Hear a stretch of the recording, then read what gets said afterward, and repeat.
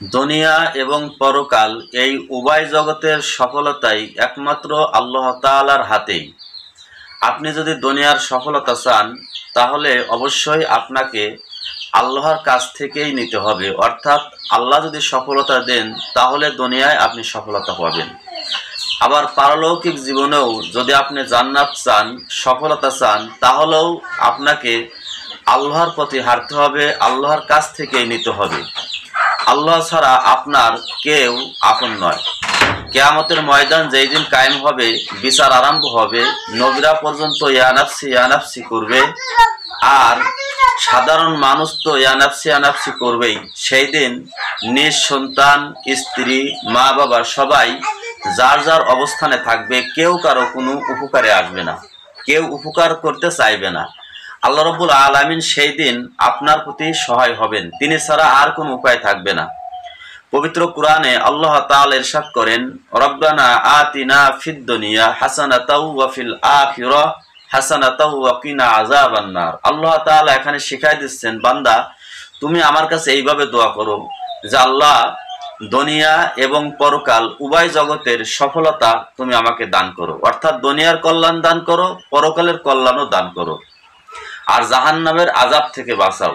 সুতরাং আপনি যদি আল্লাহর কাছে ক্ষমা চান আর আল্লাহর কাছে দুনিয়ার কল্যাণ চান এবং পরকালের কল্যাণ চান, তাহলে আল্লাহ তাআলা আপনাকে দুনিয়ার কল্যাণও দিবে, পরকালের কল্যাণও দিবে। আর দুনিয়ার কল্যাণ বলতে আপনি এমন কল্যাণ চাবেন যেই কল্যাণের মাধ্যমে পারলৌকিক জীবনেও আপনি সফলতা লাভ করতে পারেন। এখন এই কল্যাণ কিভাবে আপনি পাবেন? আপনি আল্লাহর কাছ থেকে চেয়ে নেবেন, আল্লাহর কাছে দোয়া করবেন। দোয়া করার কিছু নীতিমালা আছে। অনেক মানুষ এমনও আছে জীবনে অনেক পাপ করেছে, সে মনে করছে হয়তো বা আমার পাপ আর মাফ হবে না, সুতরাং বিভিন্ন মানুষের কাছে গিয়ে বলে আমার জন্য একটু দোয়া করেন, আমি তো অনেক পাপ করে ফেলেছি, আমার জন্য আল্লাহর কাছে সুপারিশ করেন। কিন্তু আল্লাহ তাআলা সেটা শেখায় না। আল্লাহ তাআলা বলেন, বান্দা তুমি যতই গুনাহ করো, যতই পাপ করো, তুমি আমার কাছে চাও, লা তাকনাতু মির রাহমাতিল্লাহ। আল্লাহ তাআলা বলেন, আমার রহমত থেকে তুমি নিরাশ হয়ো না। যেই লোকটা আল্লাহর রহমত থেকে নিরাশ হয়ে যাবে, আল্লাহর রহমতের আশা করবে না, সে শয়তান ছাড়া আর কিছুই নয়। শয়তান একমাত্র আল্লাহর রহমত থেকে বঞ্চিত। যেই শয়তান আল্লাহর কাছে ক্ষমা চায় নাই, তওবা করে নাই, আল্লাহর কথা শুনে নাই। সুতরাং আপনি যদি দুনিয়ার কল্যাণ চান এবং পরকালের কল্যাণ চান, তাহলে আল্লাহ অভিমুখী হতে হবে, অর্থাৎ আল্লাহর কাছে নত স্বীকার করতে হবে, নির্দ্বিধায় জীবনের সব পাপ থেকে তওবা করতে হবে। আর আপনি কিভাবে আল্লাহর কাছে চাবেন দুনিয়ার কল্যাণ এবং পরকালের কল্যাণ? আপনি চাওয়ার পরে আল্লাহ তাআলা আপনার চাওয়ার গুরুত্ব কখন দিবেন, আপনার চাওয়ার উত্তর কখন দিবেন, সেই প্রসঙ্গে আমি পবিত্র কোরআনের সূরা নূহর 10 থেকে 12 নম্বর আয়াত তেলাওয়াত করছি। আল্লাহ তাআলা ইরশাদ করেছেন, ইস্তাগফিরু রাব্বাকুম ইন্নাহু কানা গফফারা। তুমি আল্লাহর কাছে ক্ষমা চাও, নিশ্চয় আল্লাহ তাআলা পরম ক্ষমাশীল। এখানে ক্ষমা চাইলে লাভ হলো ইরসিলিস সামাআ আলাইকুম মিদরারা। যদি তুমি আল্লাহর কাছে ক্ষমা চাও তাহলে আল্লাহ তাআলা আকাশ থেকে মুষলধারে বৃষ্টি বর্ষণ করবেন। ওয়াইমদিদকুম বিআমওয়ালি ওয়া বানিন, এবং আল্লাহ তাআলা তোমাকে ওয়ারেল সম্পদের মালিক বানিয়ে দেবেন এবং সন্তান দান করবেন। ওয়াজআল লাকুম জান্নাতিন ওয়াজআল লাকুম আনহারা। এরপরে আল্লাহ তাআলা বলেন তোমাকে বাগ বাগিচা দান করবেন এবং নদী নালা প্রবাহিত করে দিবেন। এখানে আপনার আদব শিক্ষা দিচ্ছে আল্লাহ তাআলা। তুমি যদি আল্লাহর কাছে ক্ষমা চাও তাহলে তুমি দুনিয়াও পাবা, পরকালও পাবা, অর্থাৎ এমন কোনো কিছু নাই যে জিনিসটা আল্লাহ তাআলা তোমাকে দিবে না। সুতরাং বান্দার উচিত হবে আল্লাহর কাছে নির্দ্বিধায় ক্ষমা চাওয়া। আর ক্ষমা চাওয়ার পরে আপনি আল্লাহর কাছে চাইবেন, দোয়া করবেন। যদি আপনি দোয়া নাও করেন, শুধু ক্ষমা চান আর অনুতপ্ত হন, তাহলেও আল্লাহ তাআলা আপনার এই সবগুলি দিবেন। এমন সন্তান দান করবেন যেই সন্তানের দ্বারা আপনার দুনিয়ায় কল্যাণ হবে, আপনার কথা শুনবে, আপনার সাথে খারাপ আচরণ করবে না। আর এমন সম্পদ দান করবেন যেই সম্পদ আপনার উপকারে আসবে, আপনার মৃত্যুর পরেও উপকারে আসবে।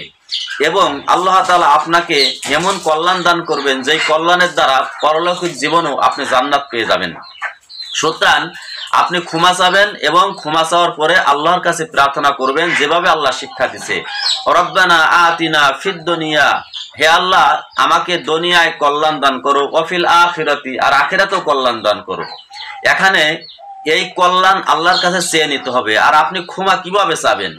অনেকে মনে করে যে আমার এখন ক্ষমা চাওয়ার দরকার, কোন দোয়া করব।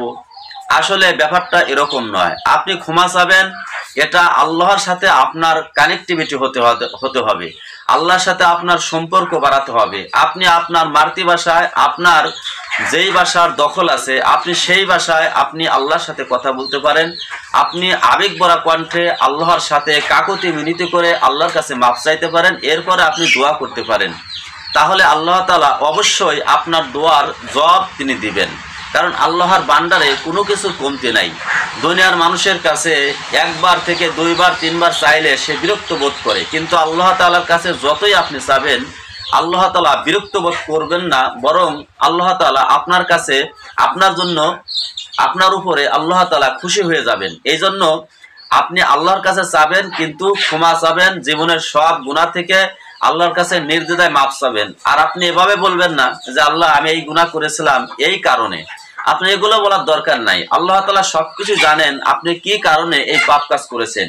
আপনি শুধু নির্দ্বিধায় নিঃশর্তভাবে আল্লাহর কাছে মাপ চাবেন, তাহলেই আল্লাহ তাআলা আপনার এই সবগুলো জিনিস দিয়ে দিবে। দুনিয়ার কল্যাণ দিবে, পরকালের কল্যাণ দিবে, আপনি জান্নাত পেয়ে যাবেন, দুনিয়ায় সম্পদের মালিক হবেন, সন্তানের মালিক হবেন, দুনিয়ায় সম্মান পাবেন।